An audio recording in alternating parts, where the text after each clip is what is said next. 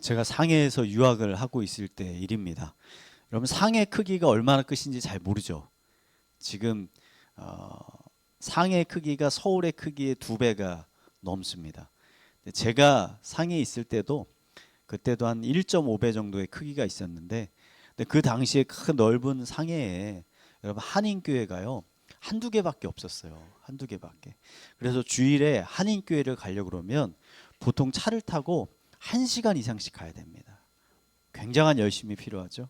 근데 제가 다니던 학교가 이 상해 외곽에 있었어요. 중심부에 있는 것도 아니고. 그래가지고 학생들이 이 교회 가려면 어떻게 갔냐면 3, 3, 5 모여가지고 택시를 타고 갑니다. 택시를 타고서. 근데 당시 중국의 물가가 좀 저렴하긴 했어요. 그래도 하루에 이제 왕복 2시간이 넘는 거리를 택시를 타고 가면 유학생 입장에서는 재정적으로 굉장히 부담이 되잖아요. 그래서 어떤 학생들은 그 재정적인 부담 때문에 못 가는 학생들도 있었습니다. 그때 누군가 학생들을 위해서 이제 아이디어를 하나 냈어요. 주일에 교회가 대형 버스를 임대해 가지고 학생들을 픽업하면 좋지 않느냐. 좋은 아이디어이긴 한데 실제 이게 실행하는 게 쉬운 일은 아니었습니다. 왜냐하면 버스를 임대하는 것도 비용이 드는 일이지만 문제는 이 버스 운행을 위해서는 각 학교마다 차량 봉사자가 필요해요. 그래서 이 차량 봉사자가 이 중국인 버스 기사와 소통을 하면서 이 학생들의 승차와 하차와 출석 관리 또 학교에서 교회까지 가는 경로들을 관리해야 되는 일을 했는데 여러분 이런 봉사자를 찾는 게 쉬운 일이 아니었습니다. 근데 감사하게도 많은 학생들의 이 일에 자원을 하게 된 거예요. 그래서 버스 운행이 이제 시작이 됐는데 버스 운행이 시작이 되니까 이전보다 훨씬 더 많은 학생들이 이제 교회에 오게 됐습니다. 그래서 제가 처음에 갔을 때 대학부 인원이 한 60에서 70명 정도 됐는데 이게 버스 운행을 하고 나서 나중에는 400명에서 500명까지 된 거예요. 대학부가 크게 성장하게 됐잖아요. 여러 가지 이유가 있었겠지만 저는 중요한 이유 중에 하나가 이 교회의 차량 지원과 그 차량 봉사자들의 헌신 때문이다라고 생각이 들었습니다. 여러분 교회 안에는요. 언제나 해결되어야 하는 문제들이 있습니다. 또 계속 생겨납니다. 그 문제들을 우리가 지혜롭게 잘 해결하면 교회는 더욱더 든든하게 서가게 되고 반대로 그 문제를 지혜롭게 해결하지 못하면 교회는 그 문제로 더 큰 어려움을 겪게 되는 것 같습니다. 오늘 사도행전의 말씀은 이 교회 안에서 일어나는 이 문제들을 우리가 어떻게 해결해야 하는지를 잘 보여주고 있습니다. 오늘 말씀을 통해 이 예루살렘 교회가 보여주는 지혜를 우리가 함께 배우고 내가 속한 교회를 더욱더 건강하게 세워가기를 다짐하는 귀한 은혜의 시간이 되기를 간절히 축원드립니다. 우리 옆에 분들에게 이렇게 권면합시다. 함께 교회를 건강하게 세워갑시다. 오순절에 이제 성령의 충만한 임재를 경험한 베드로가 이제 길거리에 나아가 설교를 했는데 그 설교를 듣고 하루에 3,000명, 5,000명 수많은 사람들이 회심해서 예수님의 제자가 됐습니다. 이 제자가 된 사람들이 매일매일 함께 모여서 말씀을 듣고 나누고 기도하고 떡을 떼며 교제하기를 힘썼는데 이 모임이 성장해서 결국 예루살렘 교회가 된 거예요. 예루살렘 교회는 이렇게 세워지자마자 제사장과 바리새인들과 같은 종교 지도자들의 핍박을 받았습니다. 너희들 계속 그렇게 모이면 가만 안 두겠어? 감옥에 가둘 거야? 그리고 실제 몇 명을 가두고 매질했는데도 이 사람들이 믿음을 지키는 거예요. 잘 이겨냈어요. 근데 오늘 말씀을 보니까 예루살렘 교회에 또 다른 문제가 발생했습니다. 근데 이번에는 문제가 외부에서 온 게 아니라 내부에서 발생한 거예요. 제가 사도행전 설교 초반에 말씀드린 것처럼 이 예루살렘 교회의 종교 지도자들, 예루살렘의 유대인 종교 지도자들이 뭐라고 말하냐면 누구든지 교회에 속한 사람은 유대교에서 출교시키겠다라고 협박을 했습니다. 여러분 당시 유대교에서 출교를 당한다라는 것은 어떤 의미냐? 사회에서 완전히 단절된다는 의미예요. 그러니까 사회에서 제공받았던 모든 사회 서비스에서 완전히 추방된다 이런 의미거든요. 그래서 이 당시에 과부나 고아나 가난한 사람들은 율법에 따라서 유대교에서 하루에 얼마씩 먹고 살 최소한의 양식을 제공해 줬습니다. 근데 유대교에서 쫓겨나니까 더 이상 이 양식을 얻지 못하게 된 거예요. 그러자 교회 안에 부유한 기독교인들이 자신들의 재산을 팔아가지고 이 어려운 사람들을 나누어주기 시작했거든요, 양식을. 근데 여기서 문제가 발생한 거예요. 문제가 이 당시에 예루살렘 교회 성도들은요 다 유대인들입니다. 혈통적으로 유대인이 맞아요. 근데 문제는 언어와 문화적으로는 두 부류로 나누어져 있었다는 거예요. 첫 번째 부류는 이 유대 지역에서 태어나서 자란 사람들, 그래서 유대인의 문화와 히브리어가 익숙한 히브리파 유대인들, 히브리파. 또 한 부류는 태어날 때 유대에서 태어난 게 아니라 헬라 지역에서 태어났어요. 로마나 이탈리아나 다른 지역에서 태어나서 그 문화가 익숙하고 헬라어가 익숙한 헬라파 유대인 두 그룹이 있는 거예요. 그러니까 왜 두 그룹이 생겨났느냐? 이 예루살렘 교회가 어떻게 생겨났어요? 오순절을 지키기 위해서 로마 전역에서 왔던 유대인들이 갑자기 회심한 그 제자들의 설교를 듣고서 예수님의 제자가 된 거잖아요. 그러니까 자연스럽게 그 안에 히브리파 유대인도 있고 헬라파 유대인도 함께 섞여 있게 된 거예요. 그러니까 이것으로 인해서 오늘 문제가 발생했습니다. 이제 교회가 매일매일 과부나 고아나 가난한 사람들에게 양식을 나눠주는데, 양식을 나눠주는 사람들이 누구냐면 히브리파 유대인들이에요. 히브리파. 왜냐하면 이 사람들이 예루살렘 출신이니까. 이 사람들이 나눠주는데, 여러분 똑같잖아요. 여러분 음식 나눠주는데 친한 사람 먼저 더 주게 되는 거잖아요. 그러다 보니까 히브리파 과부나 고아나 가난한 사람들에게 떡과 이 음식을 먼저 나눠주게 된 거예요. 먼저 나눠주게 되니까 나중에 어떻게 돼요? 음식이 다 떨어졌어요. 그러니까 결국은 헬라파 과부나 가난한 사람들은 음식을 받지 못하는 상황에 이르게 된 거예요. 그러니까 이 배식 문제로 마음이 상한 헬라파 유대인들이 마음에 화가 날 거 아닙니까? 원망이 생기잖아요. 그래서 히브리파 사람들을 욕하고 비난하고 교회를 또 원망하기 시작한 거예요. 그러니까 이 일이 점점 커지고 커져서 결국은 예루살렘 교회가 두 쪽이 날 위기에 처한 거죠. 완전 쪼개질 위기에. 예수 그리스도의 사랑으로 시작된 공동체가 너무나 안타깝지 않습니까? 이 배식 문제, 음식의 문제로 지금 쪼개지게 된 거예요. 여러분, 과거 예루살렘 교회에 일어났던 이러한 문제들이요, 지금 우리가 있는 이 교회에도 빈번하게 일어납니다. 여러분, 함께 예배하고 기도하고 찬양할 때 참 좋은데 봉사하거나 행사를 준비하거나 성도 간의 교제를 하면서 근데 이런저런 문제들이 발생하는 거예요. 그러니까 그 문제 때문에 교회가 분열하게 되는 거예요. 여러분, 이러한 문제들이 일어날 때 우리는 어떻게 이 문제를 해결해야 하는가? 어떻게 해야 교회가 분열되지 않고 건강하게 잘 성장해 갈 수 있을까? 오늘 말씀은 우리에게 두 가지 큰 원칙을 가르쳐 주고 있습니다. 첫 번째 원칙은 뭐냐면 맡은 소명에 따라서 교회를 섬기라는 거예요. 맡은 소명에 따라서. 예루살렘 교인들이 이 문제를 사도들에게 가지고 갔습니다. 그러자 사도들이 2절에 6장 2절에 이렇게 말합니다. 우리 한번 함께 읽겠습니다. 6장 2절. 호태 형제가 뒤에 없네요. 제가 한번 읽어 드릴게요. 12사도가 모든 제자들을 불러 이르되 우리가 하나님의 말씀을 제쳐놓고 접대를 일삼는 것이 마땅하지 아니하니. 우리는 사도들의 이 말을 좀 주의 깊게 살펴볼 필요가 있습니다. 여러분, 왜냐하면 지금 사도들의 의도를 오해할 수 있어요. 왜냐하면 어떤 분들은 이 말씀을 읽고 어떻게 생각하냐면 말씀과 기도는 중요한 것이고 가난하고 어려운 사람들을 돕는 것들은 덜 중요한 일이구나 라고 오해할 수 있어요. 여러분, 이건 오해입니다. 전혀 그런 의미가 아닙니다. 예수님이 11조와 온갖 헌금을 잘 내지만 이웃을 사랑하고 섬기지 않는 바리새인들을 향해서 누가복음 11장 42절에 이렇게 말했습니다. 태형제가 왔으니까 누가 한번 읽겠습니다. 시작. 화 있을진저 너희 바리새인이여, 너희가 박하와 운양과 모든 채소의 11조는 드리되 공의와 하나님께 대한 사랑은 버리는도다. 그러나 이것도 행하고 저것도 버리지 말아야 할지니라. 아멘. 좀 예수님의 말씀을 보세요. 예수님의 말씀은 사랑과 공의도 중요하고 11조 드리는 것과 하나님께 예배와 제사 드리는 것도 다 중요하다라는 거예요. 뭐 하나가 덜 중요하다는 의미가 아닙니다. 다 잘 지키라는 말이죠. 그러니까 사도들의 말도 이와 다르지 않아요.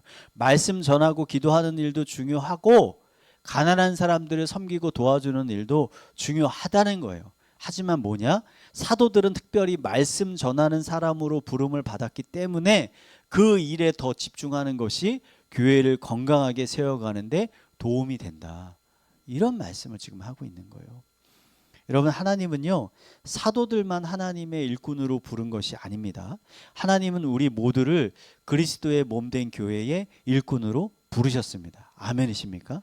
그래서 하나님은 이 교회를 건강하게 세워가기 위해서 우리들에게 이런저런 직분을 주셨어요. 여러분, 이 원리는 세상의 조직과 비슷합니다. 여러분, 예를 들어서 우리나라에는 행정부라는 조직이 있어요. 행정부에 속한 모든 사람들은 공무원입니다. 공무원. 저 공무원은 대한민국 국민들의 이 유익과 복지를 위해서 일하는 사람들이잖아요. 근데 이 한 가지 목적을 위해서 일을 하고는 있지만 이 목적을 성취하기 위해서 각자 맡겨진 직분은 다릅니다. 예를 들어서 주민센터에서 일하는 주무관도 있고, 또 경찰서에서 일하는 경찰관도 있고, 소방서에서 일하는 소방관도 있습니다. 모두 다 공무원이지만 각기 하는 일이 전혀 다른 거잖아요. 그러니까 만약에 주민센터에서 일하는 직원이 갑자기 요새 밤길이 너무나 위험한 것 같아. 그래서 시민들의 안전을 지키기 위해서 내가 야간 순찰을 더 돌아야 되겠어 라고 생각한다면 여러분 어떻겠습니까? 맞지 않는 거죠. 그 사람 말려야 되는 거잖아요. 여러분, 야간 순찰은 누가 해야 되는 겁니까? 경찰이 해야 되는 거잖아요. 그러니까 이 주무관이 뭔가 국민들을 위해서 더 헌신하고 싶다면 자기가 맡은 행정적인 처리를 더 열심히 하는 것이 더 현명한 것 아니겠습니까? 그러니까 교회도 똑같다는 거예요. 하나님은 하나님의 교회를 건강하게 세워가기 위해서 우리들에게 여러 가지 직분들을, 소명들을, 사명들을 주셨다는 겁니다. 그러므로 교회에서 일어난 이 문제들을 잘 해결하기 위해서는 우리가 각자 하나님께 어떠한 사명을 받았는지, 어떠한 소명을 받았는지를 잘 이해할 필요가 있다는 거죠. 사도들은 자신들이 성도들에게 말씀을 전하고 또 그들을 위해 기도하기 위해 하나님께 부름을 받았다라는 강력한 소명의식을 가지고 있었어요. 그렇기 때문에 지금 그 일에 직접적으로 관여하지 않았습니다. 그리고 그 대신 그 일을 잘 해결할 수 있는 집사들을 따로 세웠어요. 따로. 저는 목회자로서 당시 사도들이 일종의 강한 압박과 유혹을 동시에 느꼈을 거라고 생각합니다. 왜냐하면 여러분, 만약에 지금 우리가 있는 이 현대 교회 안에 유사한 일이 발생했다고 생각을 해보세요. 유사한 일이에요. 대부분의 목회자는 어떤 유혹을 받냐면 내가 당장 그 일에 뛰어들어가지고 적극적으로 내가 이 일을 해결해야 되겠다라는 유혹을 받습니다. 만약 내가 나서지 않으면 그 문제를 제대로 해결할 수 없다라고 생각하거나 빨리 그 문제를 해결하지 않으면 교회가 더 큰 어려움에 처할 수 있다라는 압박을 받기 때문에 목회자가. 근데 사도들의 상황도 저는 비슷했을 거라고 생각을 해요. 왜냐하면 여러분, 예루살렘 교회가 세워진 지 얼마 되지 않았어요. 몇 개월 되지 않았는데 지금 돈도 부족하죠. 행정력도 부족하죠. 외부에서는 핍박과 박해가 심하죠. 너무나 위급한 상황이잖아요. 그런데 지금 내부적인 이런 큰 분열이 일어났는데 지금 사도들이 이 문제를 빨리 처리하지 않으면 이 교회가 어떻게 될까? 교회가 이러다가 무너지는 거 아닐까? 라는 압박을 받았을 수 있잖아요. 근데 사도들은 그렇게 하지 않았다는 거예요. 이유가 뭐냐? 믿음 때문에. 믿음. 어떤 믿음이냐? 베드로를 비롯한 사도들은요, 예루살렘 교회가 어떻게 세워졌는지를 잘 이해하고 있었습니다. 여러분, 예루살렘 교회는 누군가의 계획과 누군가의 행정력과 누군가의 노력으로 세워진 게 아닙니다. 예루살렘 교회는 성령의 충만한 임재를 통해서 하나님의 능력으로 세워졌잖아요. 하나님의 뜻으로, 하나님의 계획으로 세워진 교회잖아요. 그러므로 그 교회가 성공하느냐 실패하느냐는 인간의 지식과 인간의 계획에 달린 것이 아니라 이 사도들과 성도들이 얼마나 하나님의 뜻에 따라서 자신들에게 맡겨진 일들의 소명에, 사명에 잘 순종하는지에 달려있다는 것을 사도들이 잘 알고 있었다는 거예요. 그래서 사도들은 자신들을 향한 하나님의 뜻이 뭐예요? 말씀과 기도에 전념하는 것이 맡겨진 뜻이라는 걸 안 거예요. 그래서 자신들에게 온 요청을 그들이 거절할 수 있었던 겁니다. 그렇다면 이 문제를 누가 해결해야 됩니까? 누가? 하나님의 부르심을 받은 또 다른 사람들이 해결해야 되는 거예요. 저는 설교를 시작할 때 상해에 있었던 제가 사건을 말씀드렸잖아요. 여러분, 그 당시에 더 많은 학생들이 이 교회에 오기 위해서 이 교회 버스가 필요했어요. 버스만 필요한 게 아니라 봉사자도 필요했단 말이에요.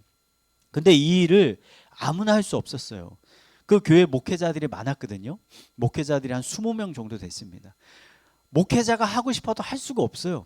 왜냐하면 대부분의 목회자들이 중국어를 못해요. 그리고 상의 지리를 알지 못합니다. 열심히 있어도 그들이 하면 아마 일이 더 망가졌을 거예요.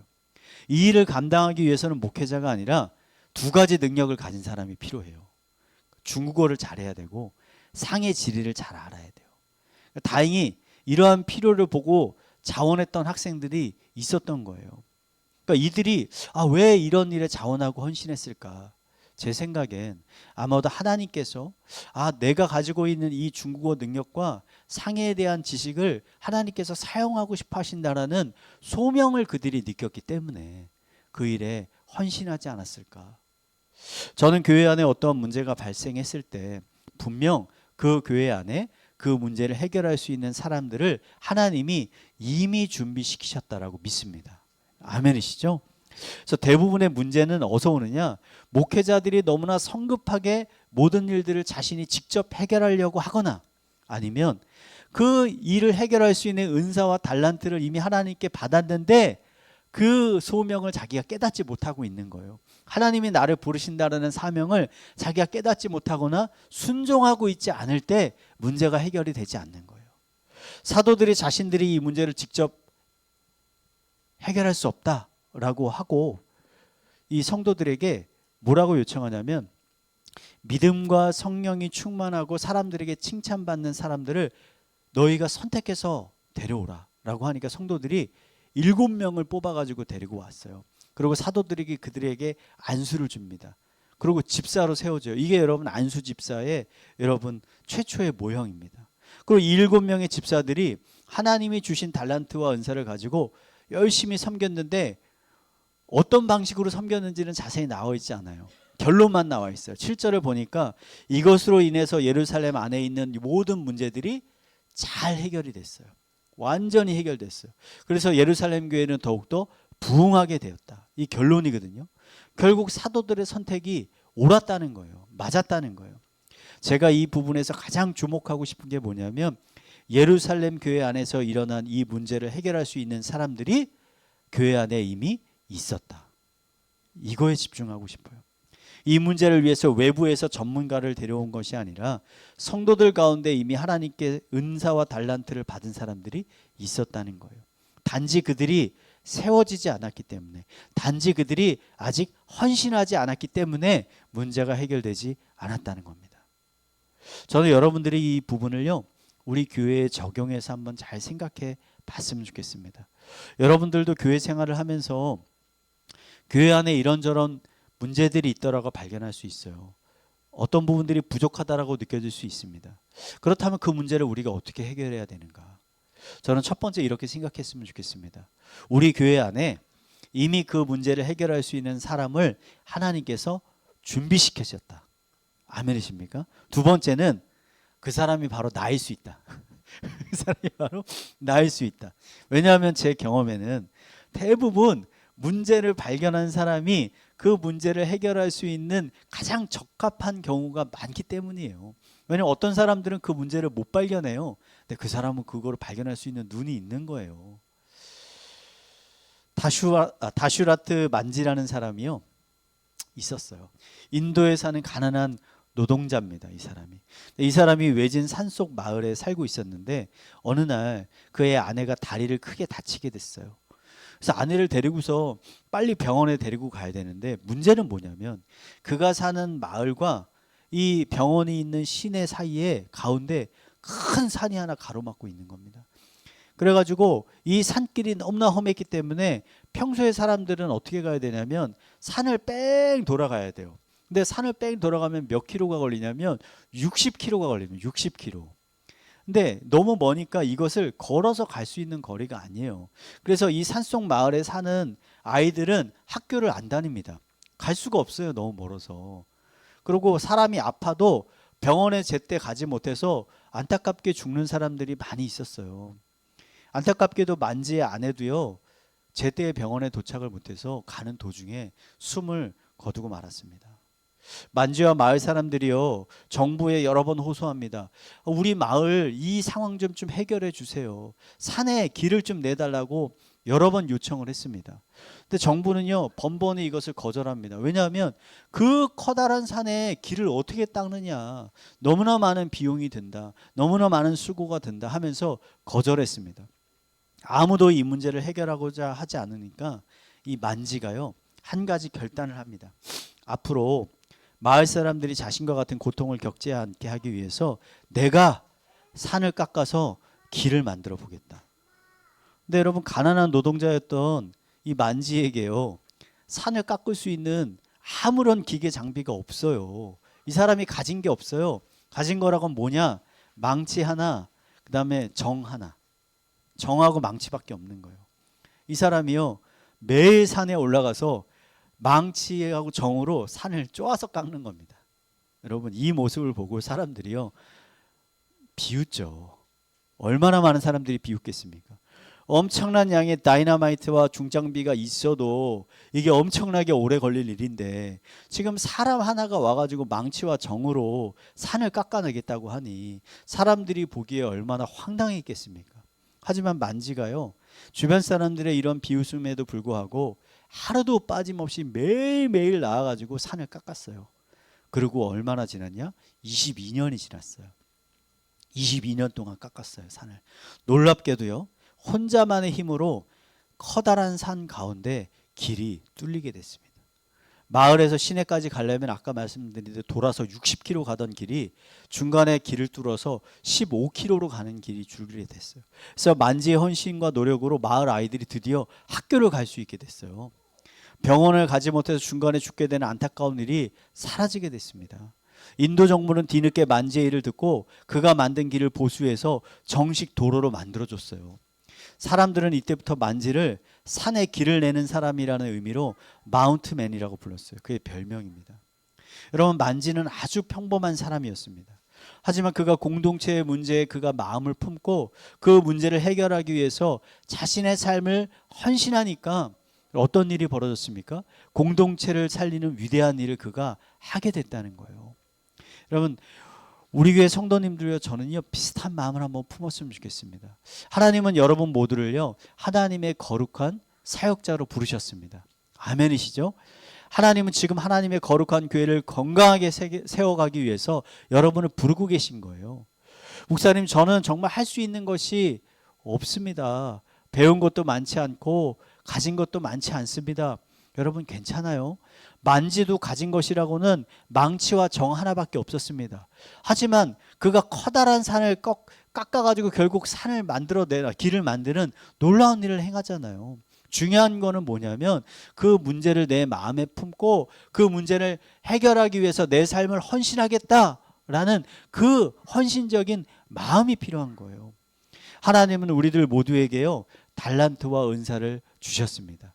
어떤 사람에게는 찬양의 은사를 주고 어떤 분들에겐 가르침의 은사를 주고 어떤 분들은 전도, 또 어떤 분들은 음식을 하고 청소를 하고 사람들을 위로하고 섬기는 중보기도하는 은사를 받으셨어요. 이거 외에도 수많은 은사들이 있습니다. 이 모든 은사들은요 교회를 건강하게 세워가기 위해 꼭 필요한 은사들입니다. 하나님께 받은 은사들을요 여러분 땅에 묻어두지 마시고 그걸 파내서 하나님의 나라와 거룩한 교회를 잘 섬기는 데 사용하시기 바랍니다. 여러분의 헌신과 섬김을 통해 하나님의 거룩한 교회가 더욱 든든하게 서가게 될 것입니다. 그리고 하나님께 받은 은사를 잘 사용한 그 모든 사람들은요 언젠가 하나님께 큰 칭찬과 축복을 받게 될 것입니다. 그리고 하나님께서 그 사람의 집을 더욱더 든든히 세워 주실 것입니다. 이 시간 함께 예배하고 계시는 모든 성도님들의 삶 가운데 하나님이 주시는 이 놀라운 은혜가 더 풍성하게 부어지게 되기를요 마지막으로 축원드리겠습니다.